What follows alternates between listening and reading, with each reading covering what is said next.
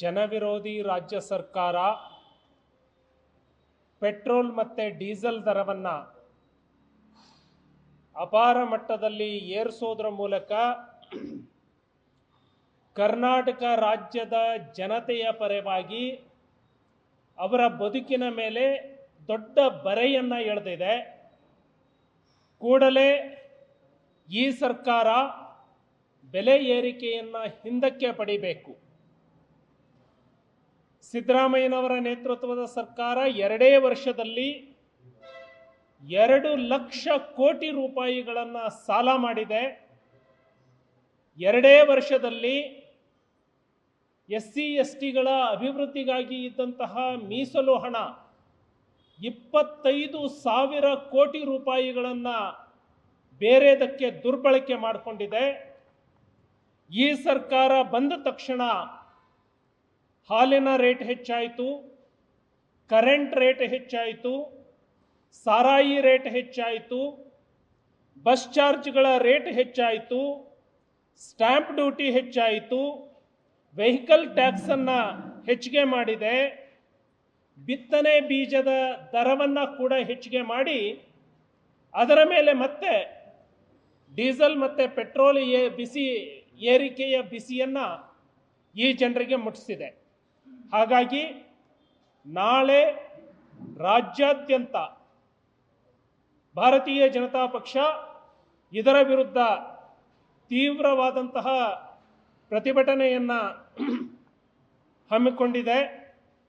ಬೆಂಗಳೂರಿನಲ್ಲಿ ಭಾರತೀಯ ಜನತಾ ಪಕ್ಷದ ರಾಜ್ಯಾಧ್ಯಕ್ಷರಾದಂತಹ ಸನ್ಮಾನ್ಯ BY ವಿಜಯೇಂದ್ರ ಅವರು, ವಿಪಕ್ಷದ ನಾಯಕರಾಗಿರುವಂತಹ ಸನ್ಮಾನ್ಯ R ಅಶೋಕ್ ಅವರು, ರಾಜ್ಯದ BJPಯ ಎಲ್ಲ ಶಾಸಕರು, ಮಾಜಿ ಶಾಸಕರು ಮತ್ತು ಪ್ರಮುಖರು ಒಟ್ಟಾಗಿ ಸೇರಿ ಫ್ರೀಡಂ ಪಾರ್ಕ್ನಲ್ಲಿ ಪ್ರತಿಭಟನೆಯನ್ನು ಹಮ್ಮಿಕೊಂಡು ಆ ನಂತರದಲ್ಲಿ ರಾಜ್ಯಾಧ್ಯಕ್ಷರು ಸನ್ಮಾನ್ಯ BY ವಿಜಯೇಂದ್ರ ಅವರು ಮತ್ತು R ಅಶೋಕ್ ಅವರನ್ನ ಸೇರಿದಂತೆ ರಾಜ್ಯ ಮುಖಂಡರು ಎತ್ತಿನ ಬಂಡಿಯನ್ನು ಹತ್ತಿ ಮುಖ್ಯಮಂತ್ರಿಗಳ ಮನೆಗೆ ಮುತ್ತಿಗೆಯನ್ನು ಹಾಕಲಿಕ್ಕೆ ಹೋಗುವವರಿದ್ದಾರೆ. ಜನತೆಯ ಜೇಬಿಗೆ ಕತ್ತರಿಯನ್ನು ಹಾಕಿ ಗ್ಯಾರಂಟಿ ಹೆಸರಿನಲ್ಲಿ 2,000 ರೂಪಾಯಿ ಕೊಟ್ಟೆ ಅಂತ ಹೇಳಿ ಎದೆ ತತ್ತುಕೊಳ್ಳುವಂತಹ ಸಿದ್ದರಾಮಯ್ಯನವರಿಗೆ ನಾಚಿಕೆ ಆಗಬೇಕು. ನೀವು ಪೆಟ್ರೋಲ್ ಡೀಸೆಲ್ ಏರಿಸೋದ್ರಿಂದ ಎಲ್ಲ ಅಗತ್ಯ ವಸ್ತುಗಳ ಬೆಲೆ ಏರಿಕೆ ಆಗತ್ತೆ.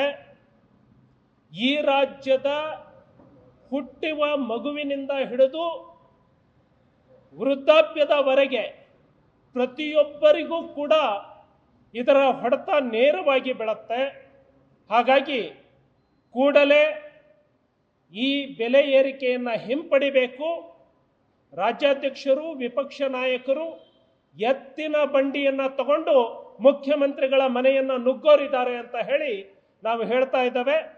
ಈಗಲಾದರೂ ಸನ್ಮಾನ್ಯ ಸಿದ್ದರಾಮಯ್ಯನವರು ಕೂಡಲೇ ತಮ್ಮ ಬೆಲೆ ಏರಿಕೆಯನ್ನು ಹಿಂಪಡಿಬೇಕು ಅಂತ ಹೇಳಿ ನಾನು ಇಡೀ ರಾಜ್ಯದ ಜನತೆಯ ಪರವಾಗಿ ನಾನು ವಿನಂತಿಯನ್ನು ಮಾಡಿಕೊಳ್ತಾ ಇದ್ದೇನೆ.